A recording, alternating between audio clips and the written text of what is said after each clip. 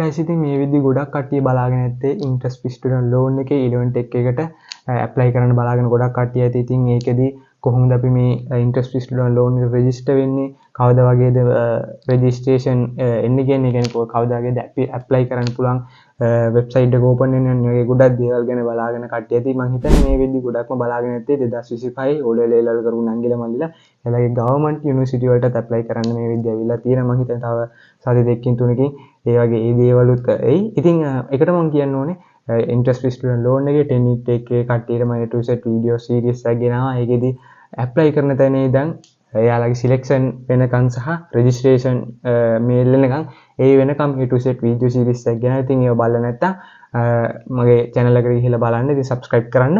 ඉතින් මම එකටම කියන්න ඕනේ මේ විදිහට government එකෙන් කියලා තියෙනවා අධ්‍යාපන අමාත්‍යාංශයෙන් කියලා තියෙනවා උසස් අධ්‍යාපන අමාත්‍යාංශයෙන් එයාලා ඉන්ට්‍රස්ට් ස්ටුඩන්ට් ලෝන් එකේ 11 intake එක start කරන්න බලාගෙන ඉන්නවලු අගෝස්තු සැප්තැම්බර් ඔක්තෝබර් කියන මාස තුන ඇතුළත. එතකොට ගත්තොත් ඔයාලට මම හිතන විදිහට අගෝස්තු සැප්තැම්බර් වගේ ඔයාලගේ apply කරන්න ආවොත් සාමාන්‍යයෙන් මේකෙදි මාස 3ක වගේ process එකක් යනවා. එතකොට අපි ගත්තොත් අගෝස්තු සැප්තැම්බර් කියලා මේන්ලි ගත්තොත් සැප්තැම්බර් ඔක්තෝබර් නොවැම්බර් වගේ යන අතරතුර තමයි process එක යන්නේ.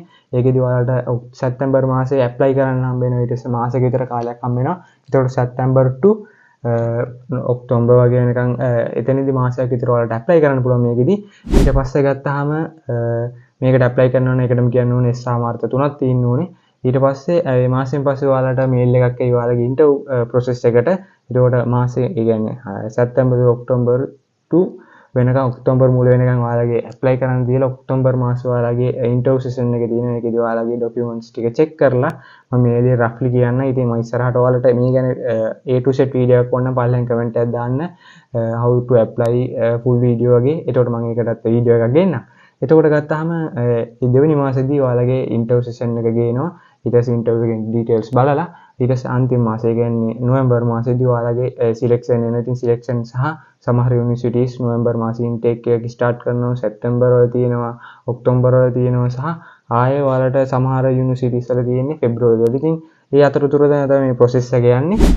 එතකොට ඔයාලගේ මාස 3කින් ඔයාලා මොන ඩිග්‍රී එකට සිලෙක්ට් වෙලා තියෙන්නේ සහ ඔයාලගේ යුනිවර්සිටි වලට කටයුතු පටන් ගන්න පුළුවන්. ඒ වෙනුවෙන් උසස් අධ්‍යාපන අමාත්‍යාංශයේ මේ යුනිවර්සිටිස් එක කතා කරලා ඔයාලගේ සීට් ගානුව වැඩි කරලා දෙන්න පුළුවන්. ඉතින් රෆ්ලි මම කියන්නේ අගෝස්තු සැප්තැම්බර් ඔක්තෝබර් කියන මාස 3 ඇතුළත දැනට තියෙන තත්ත්වය අනුව ඒ කියන්නේ දැනට ඉතින් සාමාන්‍ය කියන්න බෑ මොන වගේ වේද කියලා. හැබැයි දැනට තියෙන තත්ත්වය අනුව සැප්තැම්බර් ඔක්තෝබර් නොවැම්බර් තියෙන මාස 3න් එකක ඔයාලගේ ඇප්ලයි කරන්න පුළුවන් වෙබ්සයිට් එක ඕපන් වෙයි. ඒ උසස් අධ්‍යාපන අමාත්‍යාංශයේ තියෙන නිල වෙබ් අඩවියෙන් ඉන්ට්‍රස්ට් ස්ටුඩන්ට් ලෝන් එක 11 intake එකට. ඉතින් මම මේන්ලි මේ වීඩියෝ එකේදී ඔයාලත් එක්ක කතා කරේ ඉන්ට්‍රස්ට් ස්ටුඩන්ට් ලෝන් එකේ 11 intake එක කවදා වගේද ස්ටාර්ට් කරන්න දැනට තියෙන තත්ත්වය අනුව කොයි වගේද කියලා. ඉතින් මේ වීඩියෝ එක හොඳයි නේ. ඔය subscribe කරන්න කියන නැත්නම් මතක් කරන්න.